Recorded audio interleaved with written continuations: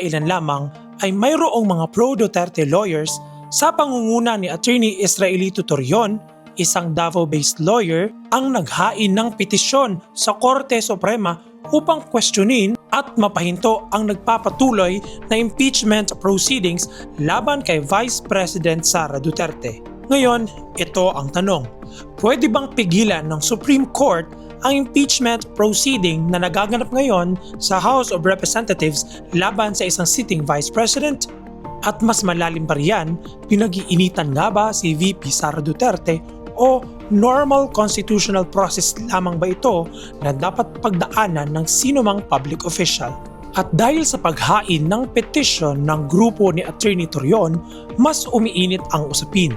Ito ba ay isang lehitimong aksyon upang mabigyan ng proteksyon ng ating konstitusyon at due process o isang delaying tactic lamang upang mapabagal ang pag-usad ng impeachment case? Uusad pa ba ang impeachment case?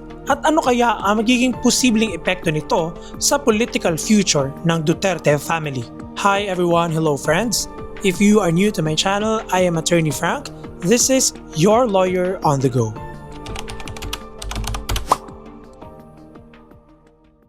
Ayon sa lumabas na balita, kamakailan lamang, isang grupo ng mga abogado na sumusuporta kay VP Sara Duterte na pinangungunahan ni Attorney Israelito Torion ang naghain sa Supreme Court ng Petition for Certiorari and Prohibition with Prayer for Temporary Restraining Order o TRO para ipahinto ang impeachment proceedings laban kay VP Sara.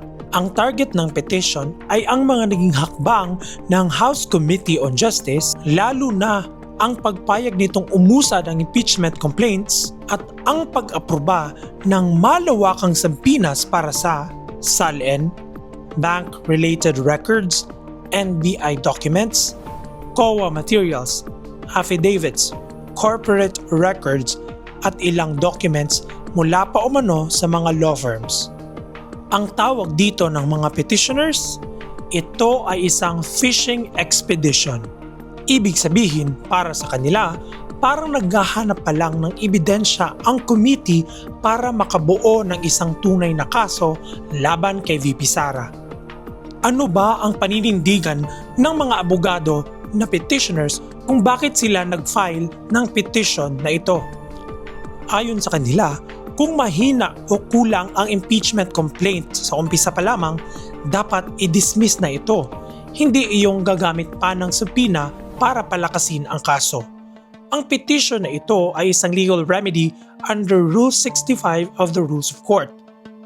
Sa madaling salita, humihingi sila sa Supreme Court na pigilan ang House of Representatives dahil sa tingin nila ay lumampas na ito sa constitutional powers nito. Sa madaling sabi, ang trabaho ng House ay i-check kung sapat ba ang complaint laban sa isang impeachable officer at hindi gumawa at kumalap pa ng mga ebidensya upang mabuo ang complaint. Kaya, ang hinihiling ng mga petitioners ay ideklarang unconstitutional ang ginawa ng House Committee on Justice, ipawalang bisa ang actions nito at maglabas ng TRO para mahinto ang hearing. Ano ba ang mga argumento ng mga petitioners? Una, fishing expedition umano ang ginagawa ng House Committee on Justice. Pinaka-main argument nila, sabi nga nila, hindi pwedeng gamitin ang subpoena powers para i-cure ang mga kulang sa complaint laban kay VP Sara. Kung kulang sa facts sa umpisa, dapat dismiss na ito agad. Hindi pwedeng manghuli muna ng SALN, bank records, NBI reports at saka bubuuin ang kaso. Ito ang tinatawag na screening versus case building issue. Pangalawang argumento, hearsay and suspicion. Ayon sa kanila, ang complaint daw ay nakabatay sa mga hearsay, suspicions at unauthenticated materials. Sa legal terms, dapat may specific ultimate facts. Hindi sapat ang mga general accusations lamang. Third argument, mayroon di umanong double standard. Ayon kay Attorney Torion, sa ibang impeachment complaints, mas mahigpit daw ang House Committee on Justice. Pero dito kay VP Sara, mas maluwag. Ang issue, pareho ba ang standards? Bakit yung ibang complaints na dismiss agad? O baka merong selective treatment? Kaya naman, maraming nagsasabi lalong-lalo na ang mga supporters ng Duterte family na talagang pinag-iinitan lamang si VP Sara. At ang komento naman ng mga detractors at bashers ni VP Sara, delaying tactic lang daw ang petition na i-file ni Attorney Torion. May mga bashers na nagsasabing delaying tactic lamang ang mga ito. Pero ayon nga kay Attorney Torion, nag-file sila bilang concerned citizens and taxpayers. At ayon pa sa reports, hindi raw nila ito ipinagpaalam pa kay VP Sara. Tandaan, hindi rin sila bahagi ng official legal team ni VP Sara para sa impeachment proceedings. At mispong si VP Sara na rin ang nagsabi, batay sa mga balita, na hindi na sila nag-coordinate with Attorney Torion and other lawyers regarding this particular petition. Ang tanong ng marami, uusad pa ba ang impeachment case laban kay VP Sara? Sa ngayon, yes. Patuloy pa rin ang impeachment case laban kay VP Sara unless maglalabas ng TRO ang Supreme Court. Mahalagang tandaan, ang simpleng pagsumite ng petisyon ay hindi automatic na mapapatigil ang House Committee on Justice. So unless may TRO galing sa Supreme Court, the hearings may continue. Palaisipan din ng marami, paano kaya kung matatanggal nga si VP Sara via impeachment sa kanyang posisyon? Game over na ba ito para sa political future ng Duterte family? Politically, ito ay isang malaking dagok. Pero game over, I think hindi agad. Sa Philippine politics, personalities remain powerful. Possible effects? Kung talagang matatanggal si VP Sara via impeachment, magkakaroon ng weekend 2028 influence, narrative shift, pwede ring magresulta ng sympathy vote na mas makakabuti para sa mga kumakandidato na pro-Duterte. Consolidation of supporters, fragmentation of alliances. Minsan, sa politika, ang impeachment ay hindi katapusan.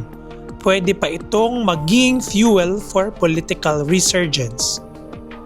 Mga kaibigan, sa gitna ng political noise, huwag nating kalimutan na ang tunay na apektado ay ang mga ordinaryong Pilipino. Habang abala ang mga leader sa bangayan, tayo ang nahihirapan sa taas ng presyo ng langis ngayon, pamasahe, pagkain at araw-araw na gastusin. Marami sa ating mga kababayan ang hirap ng mag-budget. Ang pagtaas ng fuel prices ay domino effect. Sumasama ang presyo ng basic goods, transport, at maging ang kabuhayan ng mga maliliit na negosyo. Kaya ang dasal ko, sana ang lahat ng sangay ng gobyerno ay maging responsable, patas at mabilis sa pagresolba ng mga isyong ito para makapag-focus na rin ang bansa sa economic recovery. Ipanalangin natin ang kapayapaan, katatagan ng ekonomiya at ang paggabay ng Diyos sa ating mga pinuno upang ang Pilipinas ay tunay na umunlad. At ngayon, nais ko namang marinig ang inyong mga opinyon.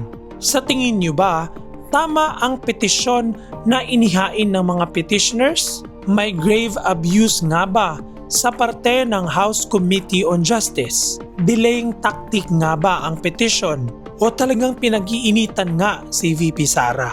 Sa tingin ninyo, dapat bang mag-issue ng TRO ang Supreme Court?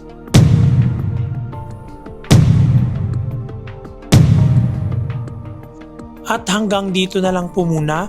Maraming salamat po sa inyong panonood. Sana po ay patuloy niyong subaybayan ang mga videos natin dito sa YouTube channel na ito. Please don't forget to click like and subscribe to my YouTube channel kung hindi pa po kayo nakapag-subscribe. Once again, thank you so much for watching. This is Attorney Frank, your lawyer on the go, and see you in my next video.